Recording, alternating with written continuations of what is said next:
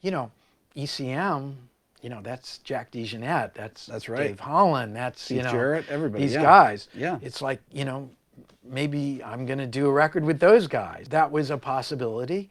Gary was like, why would you want to use those guys when you've got this really great band with that bass player, you know, that guy that you keep bringing up here? He's really good. And I'm like, you mean Jaco? Because at that time, nobody knew who he was or Right. me or anybody, you Right. know? Yeah. It's like, yeah, we had a band. Yeah, 'Cause that he guy and I were Jaco. we used to do gigs in Florida when I was living in Florida, and I was, you know, around there, and we'd play with like female impersonators for a week on Miami Beach as the pit band, you know? Right. And he and I immediately became really good friends. And when I started to, you know, I moved to Boston to join Gary, and I was teaching at Berkeley. I was like, come on up, and I got this great drummer, Bob Moses, who's playing with Gary. You know, let's play some trio gigs. And then it became a regular thing, and we started playing around. So you guys would play around Boston? Yeah, we were a as real trio. band. Okay. We were a real band. Okay. And Gary was like, you ought to use your band. They know your tunes, and, you know, it's kind of an interesting sound with this bass player and everything. I'm like, yeah, okay, you're right. So we then, you know, we went to, you know, like you said, Dream So Real. And I think we only had a day officially to record. Jaco had never been to Europe. Okay. And I mean, you know, everybody wants to talk about Jaco a lot. I mean, and there was a Jaco version later that was another Jaco than the one that I kind of knew in a way. He was the only guy I ever met who was as straight as I was. You know, he'd never drunk or never drank or did drugs anything. Right. And we were like that. He and I were like, wow, you know, we got this thing. He had never been to Europe. He was still, you know, Jaco though. Yeah. It wasn't like he was some other guy. He was Jaco. So he flew to Europe and, you know, was really excited to be in Europe. And anybody who's ever international traveled knows there's this jet lag thing. Yeah. So he stayed up the whole night, the first night he was there, while we're finishing Dream So Real. Okay. We're going to have 6 hours the next day. Was he hanging in the studio with you guys? No, he was just hanging. walking around Stuttgart. Okay. Because he's like in, you know, Yeah. Europe, in Germany. Yeah. And was just walking around, which Right. is what I did the first night I was in Europe too, of course.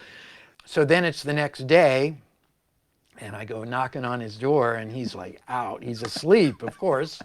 I'm like, we got to record, man. You know, we got to be up in Ludwigsburg, which is, you know, a little bit outside of Stuttgart, you know, in an hour to do this record. He's like, okay, okay. And he takes a shower. And we go there, and, you know, of course, he doesn't have his acoustic 360, which was a big thing for him. It's whatever the studio amp is, which he was like, oh, man, I don't know if I can get my sound, you know. And me too. I don't even know what I had, but I had the 175 for sure. So anyway, we start recording. And in a flash, 1 or 2 takes. And you were used to playing with you guys were used to playing with each other. Yeah, we were a band. We all knew the tunes. Yeah. The only tune that we didn't know was the tune called, I always called it B&G, and it ended up being called Midwestern Night's Dream. Because I had been messing around with a lot of odd tunings of 12 strings around them. And I had this thing, and I thought, this will be cool. And then you know, also the other thing for me, honestly, was like, wow, we're in a studio. Maybe I can do an overdub. I don't think I'd ever done an overdub. Back then, you know, that wasn't that common, you know, in 1975 or whatever, you know. I mean, you didn't have home studios or anything. You'd have to go rent a studio to do that. I'm like, okay, so I'm going to play this thing on the 12 string, and then I'm going to overdub on it. I'm going to play a solo or something. So we got as far as we got on that first day, which was most of the record. Okay. But it was agreed that we would come back the next day and finish and mix. Okay, and Gary was hanging out in the studio, Well, right? the point of all this is, Gary was the producer of the record. Yeah. And the fact that he's not credited, I think, is really a shame. Because he was the guy. He was there. I mean, the other guy was there too. And certainly he's a very famous producer. But Gary, in terms of what producers do, from beginning to end, he was pre-production and everything. Yeah, with absolutely. You bringing him the tunes and working on them. Absolutely.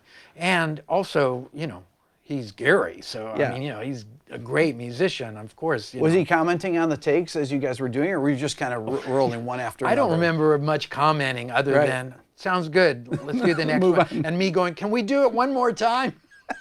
No, sounds good. And I mean, I don't think there were more than 2 takes of anything. Wow. So that led to the last thing we did, which was this Midwestern Night's Dream thing, which I tried to overdub a solo, and it really, even I knew it didn't work. And then I was like, you know, I want to write a melody then. So I went back and wrote this melody for Jaco to play, which is what happens on the end of the tune. Yeah. Which, you know, I still vividly remember writing it in the hotel room in Stuttgart, and then Jaco coming up and playing it, and you know, that's what that was. So we did that overdub, and also, as far as I was concerned, it was a disaster. We had played lots of gigs, and we didn't sound anything like what I was hearing coming back through the speakers at all. Right. And you know, that happens to musicians a lot. Of course. In general. Yeah. With, you know, I was pretty green then. You know, I had done a couple records with Gary and a few little things here and there, but I didn't really know what was going on. All I knew is what I heard was not at all what I thought we sounded like. And besides that, I thought I just sucked. And, you know, and I knew I particularly sucked because on Bright Size Life, there was a big clam. I just messed it up. And I was like, can we do an edit? Because I had read about edits somewhere. No. And they were like, no, no. I'm like, but this part, it's like, or can I punch in or something like that? And if you listen closely, you will hear that there's something funny. I can't remember exactly where it is, but I think I punched in and I had the tone control in a different place or something. There's something very weird in the middle of Bright Size Life in the guitar department. Next thing I knew, it was over. And we're going, you know, like, that was it.